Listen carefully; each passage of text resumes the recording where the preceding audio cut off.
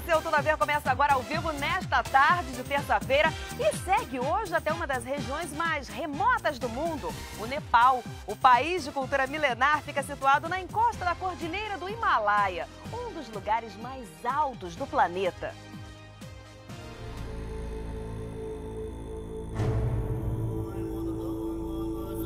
As nuvens o escondem e o revelam, mas por trás da cortina branca, lá está ele, grandioso, imponente, pairando sobre a terra, rasgando o céu.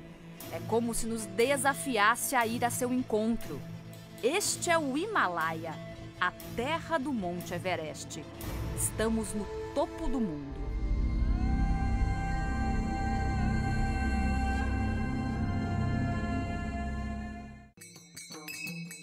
Diversidade de povos, cores e religiões.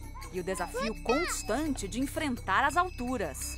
O Nepal é um pequeno país asiático do tamanho do estado do Ceará que tenta se desenvolver espremido entre dois gigantes, a China e a Índia. Herdou deles um pouco da cultura e da culinária. Mas os nepaleses têm um jeito especial de misturar as influências. Budismo e hinduísmo, vacas sagradas nas ruas e carne de vaca nos pratos. Comunidades isoladas no interior e cidades superpovoadas. Um país que durante séculos e séculos foi governado por reis. Um lugar de muitas crenças e tradições, algumas delas bem misturadas. Os tesouros arquitetônicos são apenas uma parte das surpresas que este pequeno país nos reserva. Bem-vindo! Estamos no Nepal. Para conhecer de perto o Himalaia e um dos povos mais antigos da Ásia, os Sherpas, teremos que enfrentar uma semana de caminhada radical pelas montanhas. Nossa jornada rumo ao topo começa às 5 da manhã. O sol nem nasceu e seguimos com nosso equipamento rumo ao aeroporto de Katmandu. As horas passam e nada de notícias do nosso voo. Finalmente, a neblina parece ceder e somos chamados para o embarque. Vamos voar neste antigo turbohélice. Olha o tamanho da aeronave que vai nos levar para a região do Himalaia. São apenas 18 passageiros. É só uma fileira de cadeira desse lado, outra fileira aqui do outro. Estas são as primeiras imagens da cordilheira de montanhas do Himalaia. Um momento de apreensão. Vamos pousar em uma das poucas pistas inclinadas do planeta. O aeroporto de Lukla é uma rampa com apenas 527 metros de comprimento e por isso é considerado um dos mais perigosos do mundo. Mas é o único meio de chegar à cordilheira? Primeiro desafio vencido. Nosso guia explica o caminho.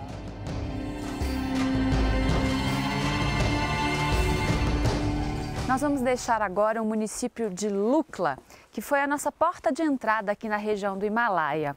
A partir de agora começa realmente a nossa caminhada. Será uma semana, mais ou menos 100 quilômetros, e vamos percorrer aí uma diferença de altitude de cerca de 1000 metros. Parece pouco, mas a gente está partindo de quase 3.000 metros, então vamos chegar a quase 4. Vamos caminhar por uma região bem íngreme, agora é montanha acima. Vamos lá!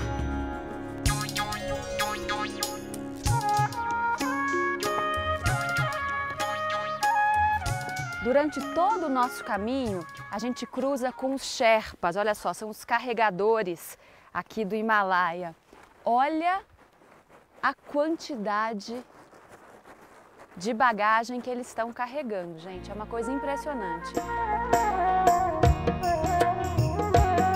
Nosso objetivo é chegar às vilas isoladas no alto do Himalaia, onde vivem os Sherpas. Como aqui não chega nenhum meio de transporte, são esses homens que carregam tudo o que é preciso para viver aqui. Não fosse por eles, não haveria casas, escolas, muito menos hospitais no meio do Himalaia. À medida que subimos, é preciso parar mais vezes para beber água, para colocar mais roupa, para retomar o fôlego e às vezes apenas para admirar a paisagem.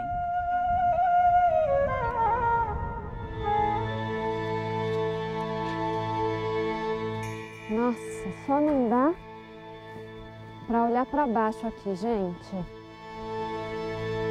É muito alto, eu não quero saber nem quantos metros eu tô lá de baixo. Vamos rápido.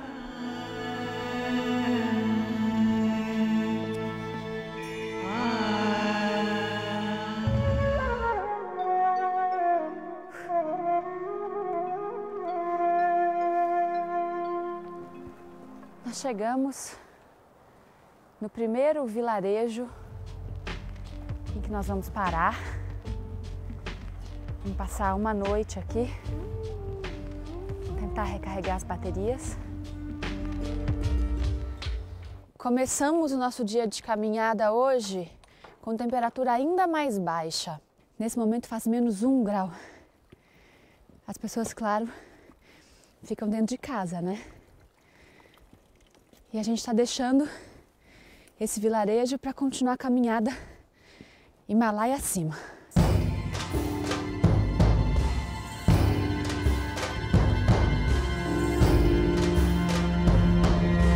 É aqui que a gente começa a parte mais difícil da viagem. Agora a gente vai realmente escalar. A gente sobe todo esse trecho, atravessa aquela ponte e atravessa esta montanha.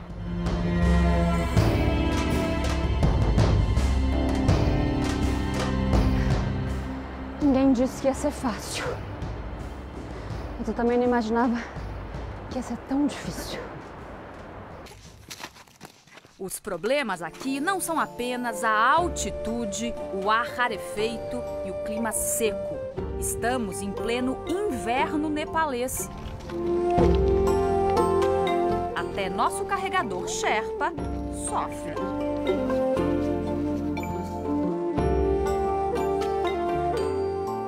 A água está gelada, temperatura ambiente.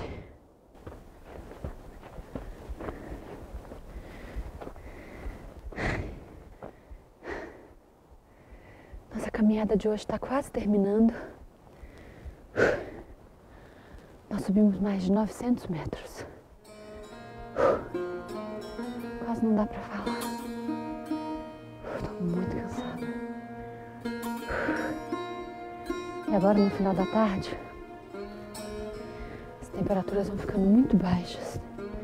Deixa eu conferir aqui, ó, no nosso medidor, -2 graus. Finalmente chegamos à primeira vila Sherpa. Esta é Namche Bazaar, uma cidadezinha de 700 habitantes que se revela ainda mais bonita ao amanhecer.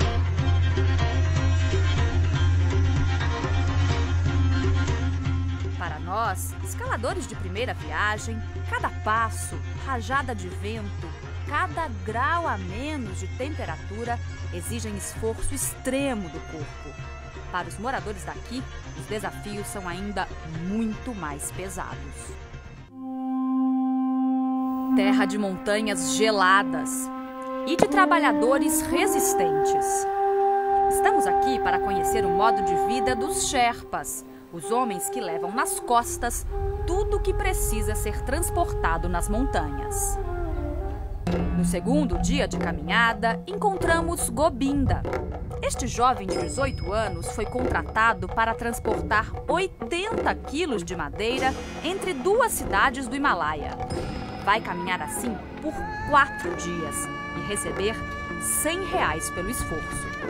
Ele tem 5 irmãos, 3 homens e 2 mulheres. Os 3 irmãos fazem o mesmo trabalho que ele.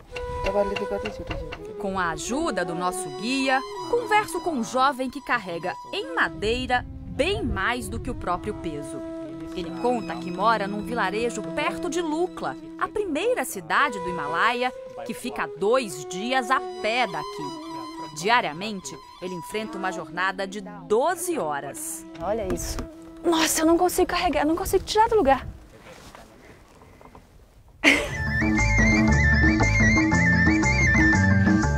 Veja a técnica com que o menino magrinho amarra a madeira, pendura na cabeça e carrega tudo nas costas. É uma via crucis com muitas paradas. Além do peso, ele enfrenta também o rarefeito da montanha. Gobinda segue rumo à vila de entrega da carga.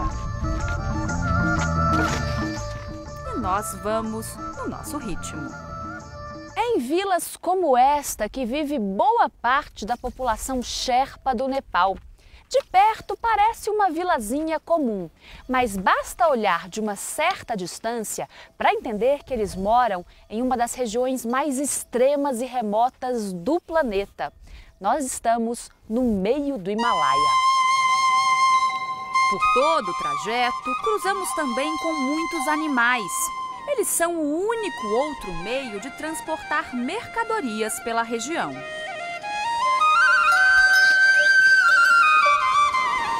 Aqui a gente pode ver uma paisagem bem típica das vilas aqui do Himalaia. São construções de pedras, caminhos também feitos de pedras. E aqui a gente começa a entender também um pouco do modo de vida deles, né? Que é basicamente uma economia de subsistência. Eles plantam e, enfim, têm seus animais para sobreviver.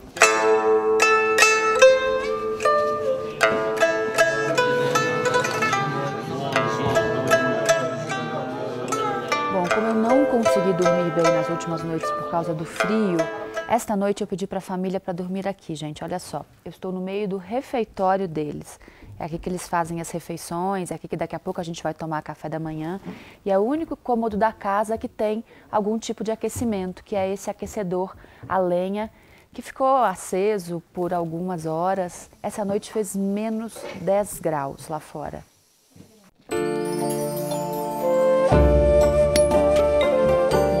Acima, encontramos outro trabalhador Sherpa que tira o sustento da própria força. Sherpa é o nome de um povo, mas virou também sinônimo de profissão. Os Sherpas são conhecidos por carregar muitos quilos por longas distâncias. Como eles moram há séculos nas montanhas, até as mais novas gerações estão acostumadas ao peso de carregar uma economia inteira nas costas. Taman tem 43 anos e chega a transportar 150 quilos de pedra num único dia.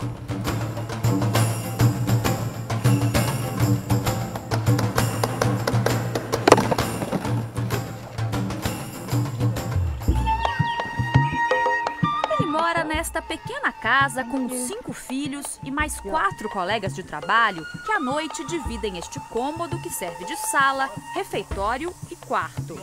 A mulher de Mingma chega mais tarde. Ela tinha ido buscar água para cozinhar. Aqui não há água encanada. Is it a hard job? Pergunto a Mingma, com a ajuda do filho dele que fala um pouco de inglês, se o trabalho não é pesado demais. Ele responde que não, que já está acostumado. A vida já foi bem pior, ele conta. Quando começou a trabalhar, aos 14 anos, ganhava 4 rúpias por dia, ou 1 centavo de real. Hoje ele ganha 1000 rúpias por dia, o equivalente a 25 reais. Agora pergunto se ele gostaria de ter outro emprego ou morar em algum outro lugar. Ele me disse que nunca pretende deixar o Himalaia. He said he wanted to move here. É este mesmo sentimento de pertencer às montanhas que motiva Pemba, de 36 anos. Ele herdou o negócio dos pais, um misto de restaurante e hospedaria em Namche Bazar. Como vem de família de classe média, Pemba teve a rara oportunidade de estudar fora. Fez faculdade e pós-graduação na Austrália. Fala inglês fluentemente, está sempre conectado ao mundo, seja pela internet ou pelo celular. Tem amigos em vários países mas responde a minha pergunta da mesma forma que o carregador Mingma. Nunca deixará estas terras. Ao contrário, quer aproveitar tudo que aprendeu fora e aplicar aqui. Ele diz que o país tem um longo caminho rumo ao desenvolvimento e grandes desafios pela frente, como combater a corrupção generalizada. Mas ele e outros moradores das montanhas acreditam que, assim como as grandes alturas, desafios existem para serem superados. Thank you. Bye bye. Nossa jornada no Himalaia vai chegando ao fim, mas por aqui só há um caminho de volta. Bom, nós subimos e agora não tem outro jeito. O caminho de volta é, a pé também. Estamos no berço das terras mais altas do mundo. 8 dos 10 maiores picos gelados do planeta estão no Nepal. E o maior deles também, o Monte Everest, com seus 8.848 metros. Em nepalês, ele é conhecido como Cholomugma, a deusa mãe do mundo. Não poderíamos terminar essa aventura sem admirá-lo. Na subida, ele estava encoberto, mas na volta, uma maravilhosa surpresa. Apesar de nós estarmos sempre perto do Everest, esta cena é rara por aqui. O tempo está muito limpo, muito claro, e a gente está conseguindo visualizar ali, o topo do mundo. Aquele é o famoso Everest. Muita gente vem aqui e não consegue ter essa cena. A gente teve muita sorte. Graças à ajuda de um Sherpa, um neozelandês obstinado conquistou pela primeira vez o Everest em 1953. 1.500 homens repetiram a façanha, mas quase 200 morreram sem retornar. Nós o observamos e seguimos caminho.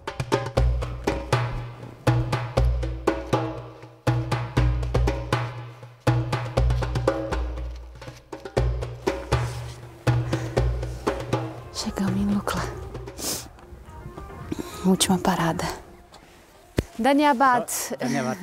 Com um agradecimento em nepalês, nos despedimos de Tandi, o Sherpa que nos guiou pelos 100 quilômetros de caminhos montanhosos.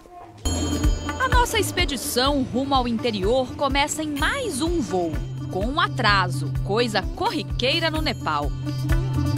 Depois, uma viagem de mais de 3 horas de carro por uma estrada de terra. Chegamos. Thank you.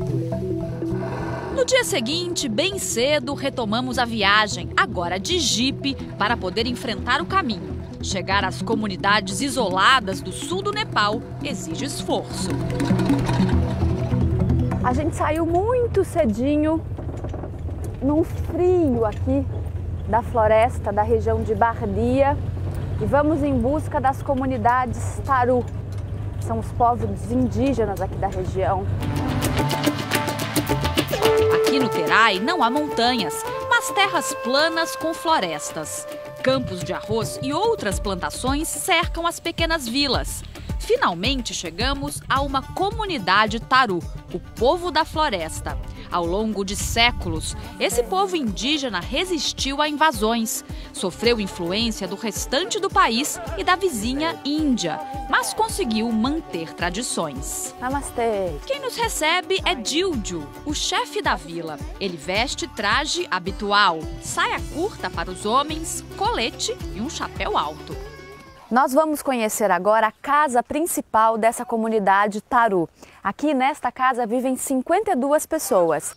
O povo Taru vive em comunidades familiares. Cada uma é independente da outra. No Nepal, os Tarus são 2 milhões de pessoas. Esses grandes tonéis aqui, feitos de barro, esses grandes recipientes, essas são algumas das partes mais importantes da casa, porque é aqui que eles guardam o arroz. As paredes são feitas desses recipientes para guardar arroz. Olha só, são enormes recipientes de barro e são eles que delimitam aqui os espaços. Cada um desses cômodos é um quarto, olha, para uma família, um grupo menor da família. E agora ele vai nos mostrar como é que eles retiram o arroz. Só as mulheres podem retirar o arroz desses enormes recipientes de barro. Eles retiram a quantidade que eles precisam e agora ela vai levar para a cozinha. A preparação do arroz é um trabalho coletivo. Para descascá-lo, 3 mulheres se revezam nesta engenhoca de madeira, que é um tipo de pilão. Tirada a casca, a tarefa seguinte é peneirar. Esse arroz vai alimentar uma pequena parte da família. São cerca de 150 membros aqui dessa comunidade. Por isso esse processo se repete várias vezes ao longo do dia. E a casca, o resto do arroz, eles não desperdiçam não. Isso vai virar alimento para os porcos.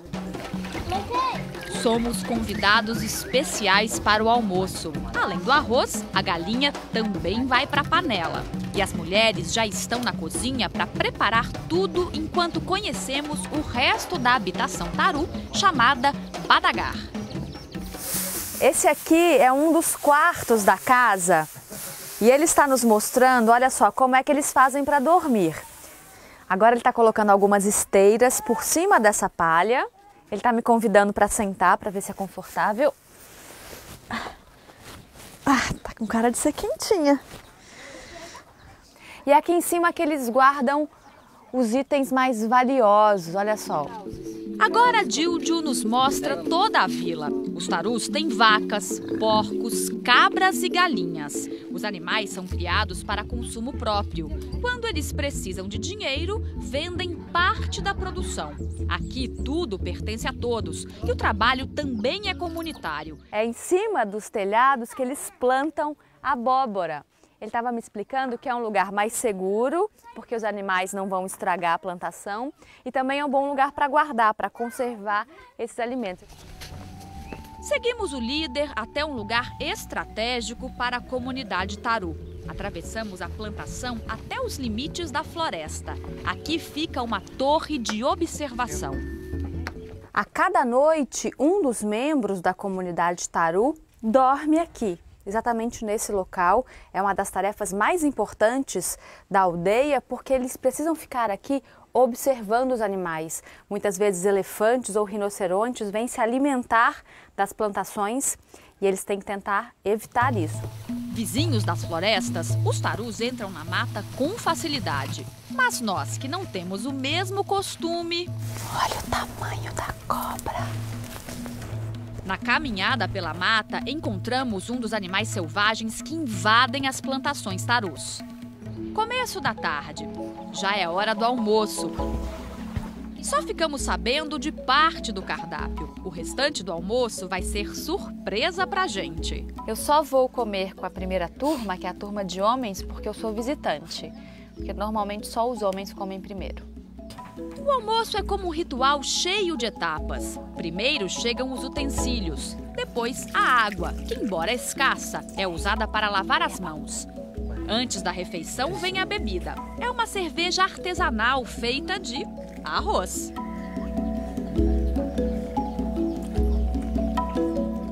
Nossa, é bem amarga. Dá para ver os pedacinhos de arroz, olha só.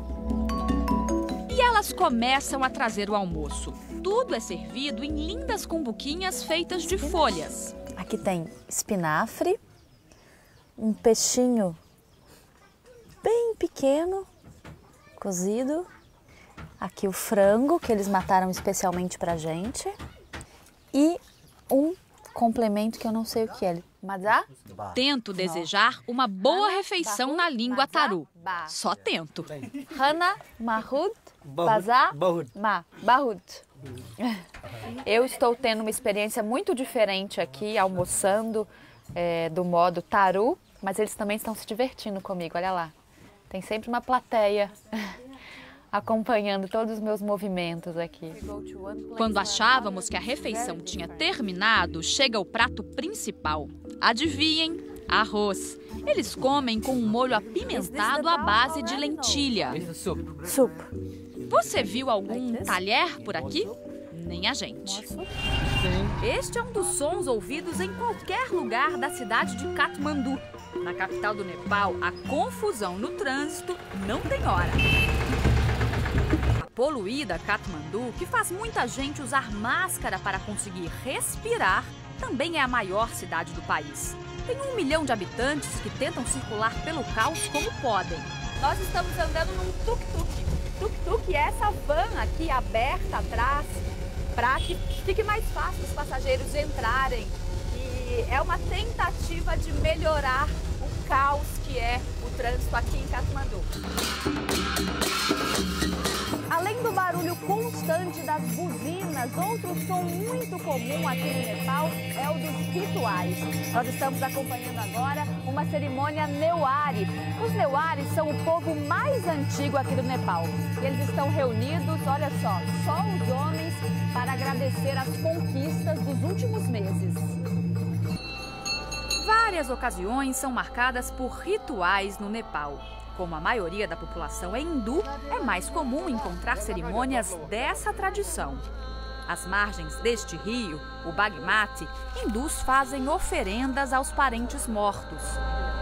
Apesar da aparente sujeira, este rio, o Bagmati, é considerado o mais sagrado pelos hindus. Aqui, às margens do rio, acontecem as principais cerimônias religiosas, como a da cremação, que a gente acompanha agora.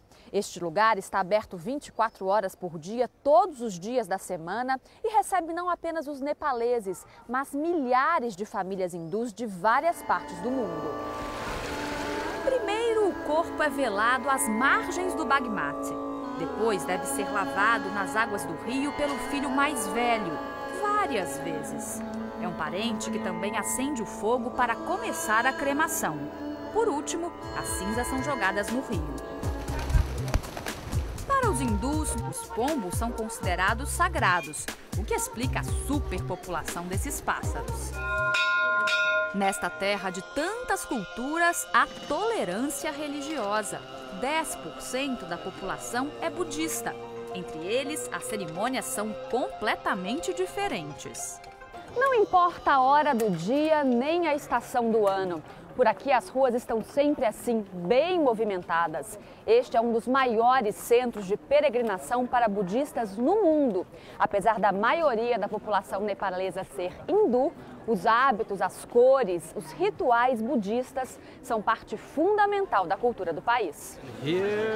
Este jovem nepalês conta que tenta vir aqui todos os dias e que se sente muito bem quando faz isso. Esta enorme construção branca é chamada de stupa, um templo de orações. Os budistas também gostam de reservar a parte mais importante da casa para o altar. Pemba nos mostra fotos de monges e da família guardadas ali com respeito. Mas não esquece de lembrar das fotos que comprovam seu maior feito. Olha o tamaninho dele, bem menor do que eu e eu não sou das mais altas. E ele já esteve 3 vezes no Everest. Ali está o registro, ó. Ele e aqui o filho mais novo, ó, nessa foto, que é guia de montanha e chegou no topo do mundo. Os certificados também confirmam a proeza. Como todos os nepaleses que visitamos, Pemba não deixou a gente sair sem fazer uma refeição. No país, 90% da população vive da agricultura. Por isso, quase tudo que vai à mesa é fresco, colhido na hora.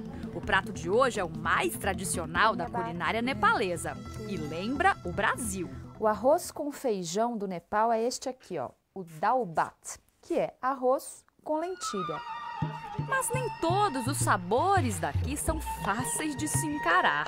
Na casa de uma família que vive numa área rural, nos é oferecido chá, a principal bebida do país. Mas no Nepal há uma particularidade. O chá vem com manteiga. muita manteiga. A gordura ajuda a aquecer o corpo, principalmente nos meses frios, como agora. Mas para quem não tem costume... Tem que ter estômago. Desculpa, eu não tenho.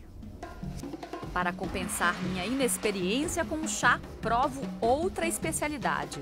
Um pão feito de batata. O pão fica com cara de panqueca e vem acompanhado de pimenta. Bem gostoso. Bastante apimentado. Numa cidade histórica de 2000 anos, na região de Katmandu, conhecemos um pouco mais da tradição culinária e da cultura do país. O Nepal guarda vários tesouros e alguns deles são arquitetônicos. Esta aqui é Bhaktapur, uma das mais antigas cidades do Nepal. Ela é considerada patrimônio histórico pela Unesco e foi toda construída no século XII. Em Bhaktapur, muitos dos moradores pertencem à etnia Newari, aquela muito antiga. Eles têm uma língua própria, considerada uma das mais difíceis que há. Os Newaris se dedicam às artes e ao artesanato, e suas peças são conhecidas mundo afora. Ramla é uma artesã Newari de 25 anos e nos convida para conhecer a casa dela. O primeiro andar é sempre bem baixinho, olha só. Ela é baixinha, teve que abaixar um pouco, eu vou ter que abaixar um pouquinho também para entrar. Isso significa que a gente tem que agradecer ao entrar na casa. O primeiro andar serve de depósito. O segundo é reservado aos quartos. E a sala, que no caso de Ramla, é quase totalmente ocupada pelas peças que ela produz. O terceiro andar é sempre reservado à cozinha. A de Ramla é muito simples, tem poucos utensílios e quase nunca há luz. No último andar da casa, uma surpresa. Agora eu vou mostrar para vocês qual é a parte mais disputada das casas nepalesas. Vocês não vão acreditar, mas é o telhado, gente. Olha só isso, tem gente fazendo de tudo um pouco por aqui. Tem uma senhora ali costurando, crianças brincando. É num restaurante de Bhaktapur que experimentamos a comida típica do povo Newari. Começamos pelo momo, um bolinho cozido a vapor e servido com um molho bem apimentado. O prato principal é uma espécie de mexidão nepalês. Tem aqui carne de búfalo, batata, ovos, feijão, uma mistura de alho com gengibre e o arroz. É muito diferente de tudo que eu já comi na minha vida. A fartura gastronômica é privilégio para visitantes. A realidade do cidadão comum é bem menos colorida do que as mesas dos restaurantes. Riqueza de paisagens, de diversidade de povos, de culturas. Mas economicamente, a palavra que define o Nepal é a pobreza. O país é considerado um dos mais pobres do mundo. Para se ter uma ideia, o salário mínimo aqui vale cerca de R$120, ou seja, 5 vezes menor do que o salário mínimo no Brasil. E muitas famílias nepalesas vivem com menos do que isso.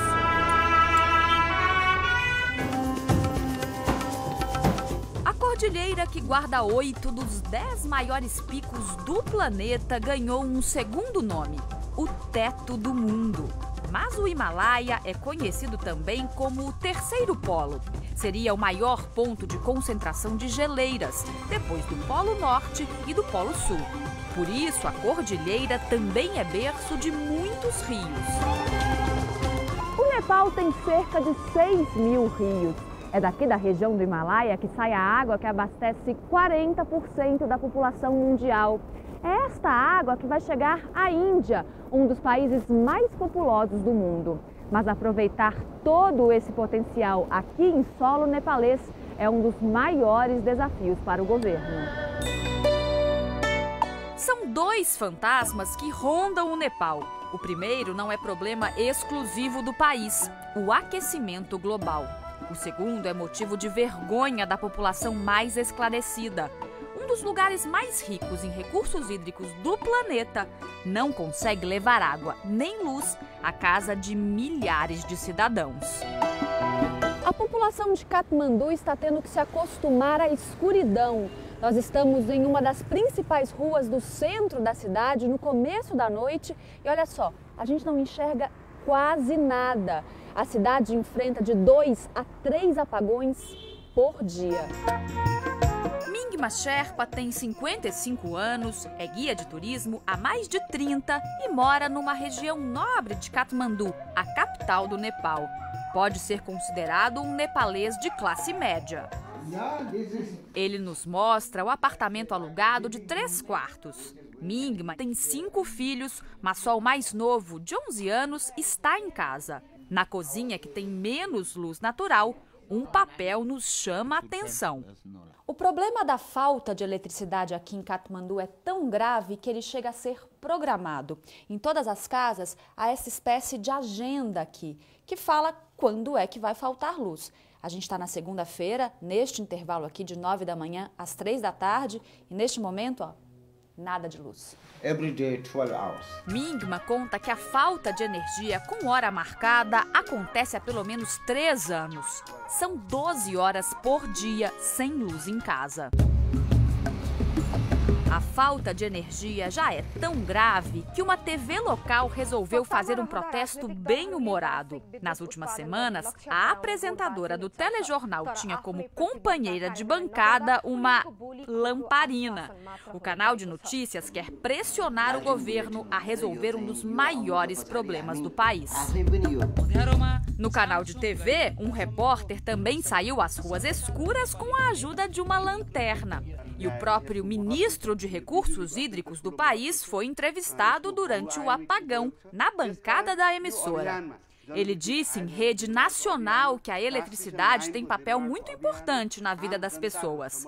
Por isso, seria prioridade construir mais hidrelétricas e aumentar a produção de energia. So I think it is a problem of management. Mas isso é coisa que já se sabe há anos. Este especialista nepalês em mudanças climáticas e energia é enfático. Diz que a questão dos apagões é resultado de falta de planejamento do governo.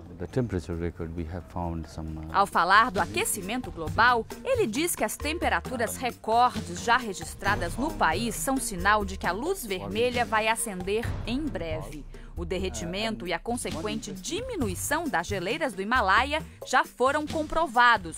O resultado, no futuro, será um agravamento da falta de água e da energia do país. In our country, a lot of natural resources. Resolver as equações da falta de luz e energia elétrica precisa ser prioridade para o novo governo, diz esta professora de Katmandu. Shashi tem 27 anos, é formada em inglês e sociologia, mas se diz muito decepcionada com as condições de vida do país e com a corrupção na política, que continua mesmo com a democracia. Muitos jovens estão deixando o país em busca de melhores condições de vida. Se eu tiver a oportunidade, também vou deixar o Nepal, revela. É duro trabalhar muito e não conseguir melhorar de vida. We work hard, but we cannot get good money. Seria mais provável imaginar que num lugar tão remoto como a Cordilheira do Himalaia, a água fosse pura e própria para o consumo. Mas este é mais um exemplo do mau aproveitamento dos recursos hídricos do Nepal. Mesmo no topo do mundo, as águas estão contaminadas pelo uso indevido e pela falta de sistema de esgoto. Este é mais um desafio para um país rico em recursos naturais e em paisagens exuberantes, mas pobre economicamente. O dono desta pousada do Himalaia, que entrevistamos no começo de nossa viagem, acredita que o futuro será melhor. Pemba Sherpa diz que se o Nepal tiver um bom governo que aproveite o potencial da natureza, será um país desenvolvido. E conclui: isso é possível, afinal os nepaleses são pobres em dinheiro, mas ricos em espírito. We are rich.